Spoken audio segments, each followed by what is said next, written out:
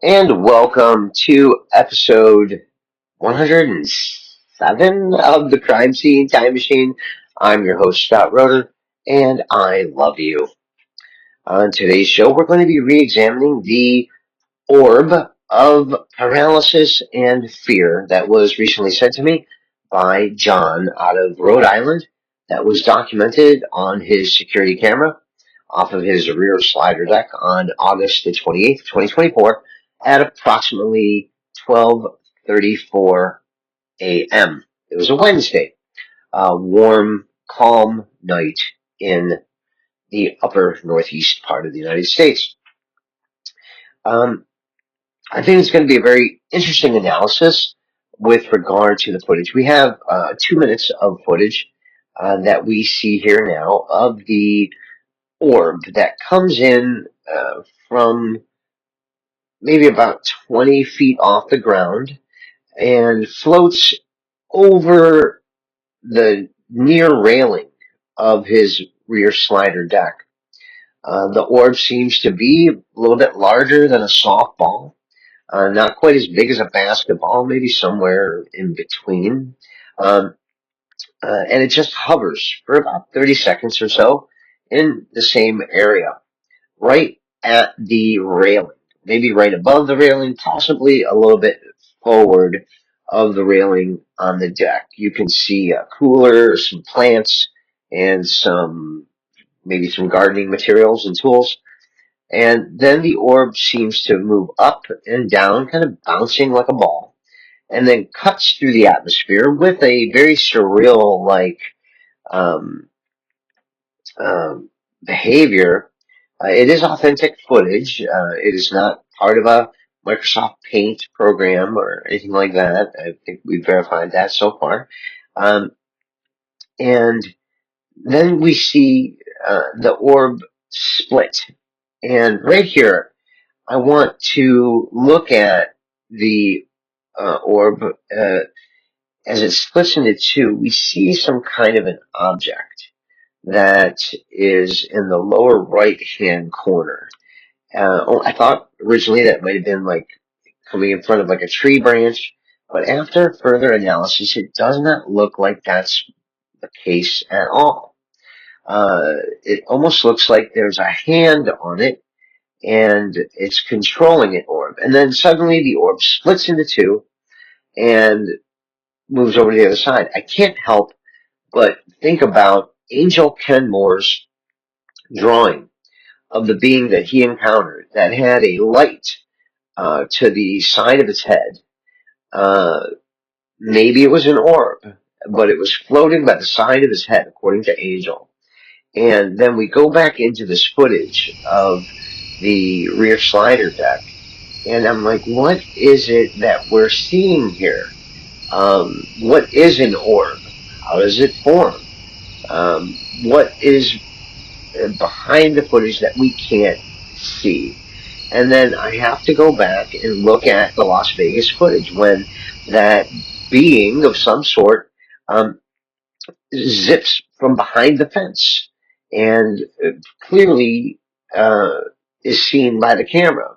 I think the most compelling footage of an apparitional, um, maybe some kind of a projected being, uh, maybe a cloaked being in the physical reality of the Kenmore family. The footage has gone viral, seen well over 1 million times, and I've even traveled the world to Australia, to Tokyo, um, and given interviews on dozens of podcasts.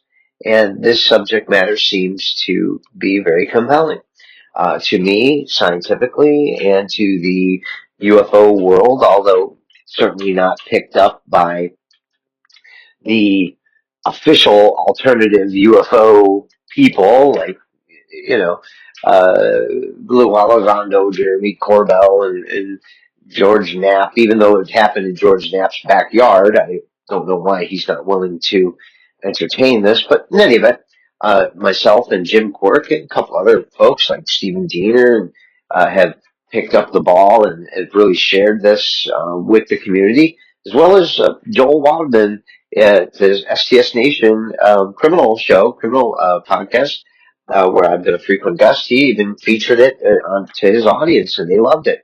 And they overwhelmingly, um, I think 90% to 10% agreed with my analysis.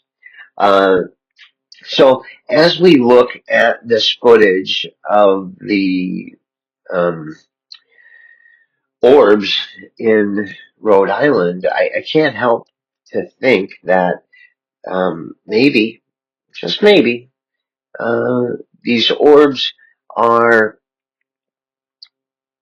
something more than a plasma, something more than just this unknown anomaly. Maybe if we look back at some science fiction, I was talking with my partner the other day, and she said maybe it's a way that they can project themselves here without really being here. And I thought about all of the people that are talking about astral projection. I thought about hologram technology, and it made me think of R2D2 and how he was able to project a hologram of Obi-Wan Kenobi. And even though Obi-Wan was dead, it was his astral body giving um, a message to Luke Skywalker and Princess Leia, right? And as we know, science imitates reality, and maybe sometimes science fiction predicts future technology. So, hypothetically speaking, just for a little bit of fun here, maybe these beings that transport here through orbs or use orbs as a cloaking technology, or maybe they're not here in the physical reality, but they're in another dimension. The orb is here physically as their astral projection. And then, yeah, I guess if you can astral project your consciousness through an orb, maybe you can then manifest a physical body through that orb in some manner to interact with the environment. So that's kind of my thoughts on the subject matter. Obviously, use discernment. This is for entertainment purposes, uh, and for the intellectually curious, this is a actual investigation because I think it would be nice to know what is going on. I don't think it would change my day-to-day life if we figured it out. So keep that in mind when looking at the UFO phenomenon. I think have some fun with it, enjoy it, but I'm going to reiterate: this is not an emergency. Uh, I think we need to be aware if you choose to engage the phenomenon, I have a warning. Uh, don't allow it to consume you, you know, because it can be very consuming. You can get obsessed with it. You can get addicted to it. And I think that it can have severe negative connotations for your life overall. So when I look at these now, I look at them from time to time. I don't make it my full-time job. I have a full-time job. These are, uh, I was once asked, why are you looking through the UFOs and doing shows about it? And I'll just quote Rocky Balboa, well, I can't sing and dance. And with that, I've been Scott Roeder. I love you, planet Earth. Until next time.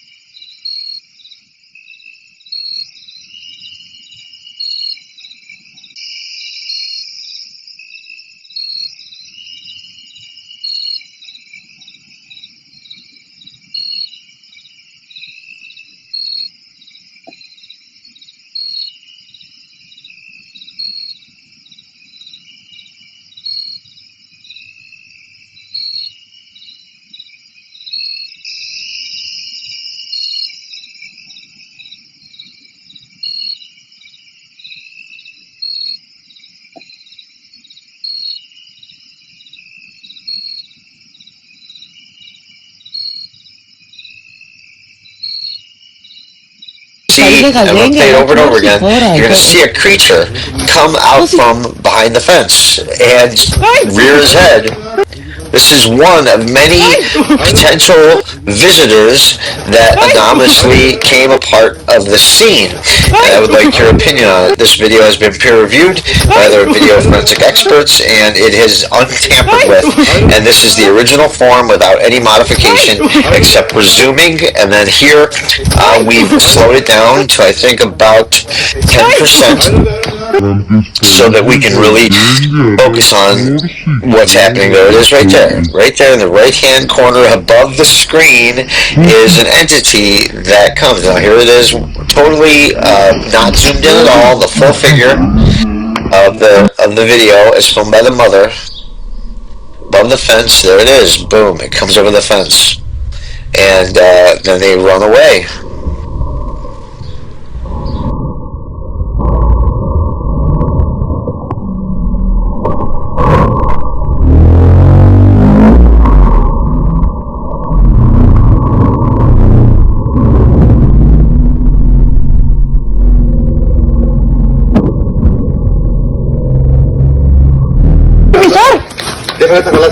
Calma, arréglame, cancela el bar eso. Cáelo, chorro, que chile. Cáelo, chorro. Cáelo. Adelante, paralo. Uy, chetal. Paralo. Chile, cao. Agladel, parón. Chile, cao. Paró cayó, dile una caca a pared. Una caca a pared, Agladel. Cae, chorro. Adelante, diles. Firme, sale. Escucha lo que te camina, Agladel. Cae, firmizar, te sale. Agladel, te acusó. Firmizar, porque no, chorro, que calma, arréglame. Diles, esto no son menos, subiendo para acá. Cae. Anda el camión, no concha, diga el camión. Es el segundo, de izquierda para acá, de cables. Cae, chorro, chile, cao, en la del. Del concha, cortelo, concha, chistilo. Cae, forklift o camión. Eso es muy. Cartelo, pegachari, palarlo, que te acordó con la. Palarlo, dile que a casa de hombre indique.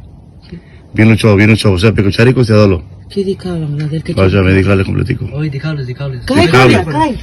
Cortelo, de que acá, dile que acá, callale, a yo muy pelón, sí, pelón, varón, pelón.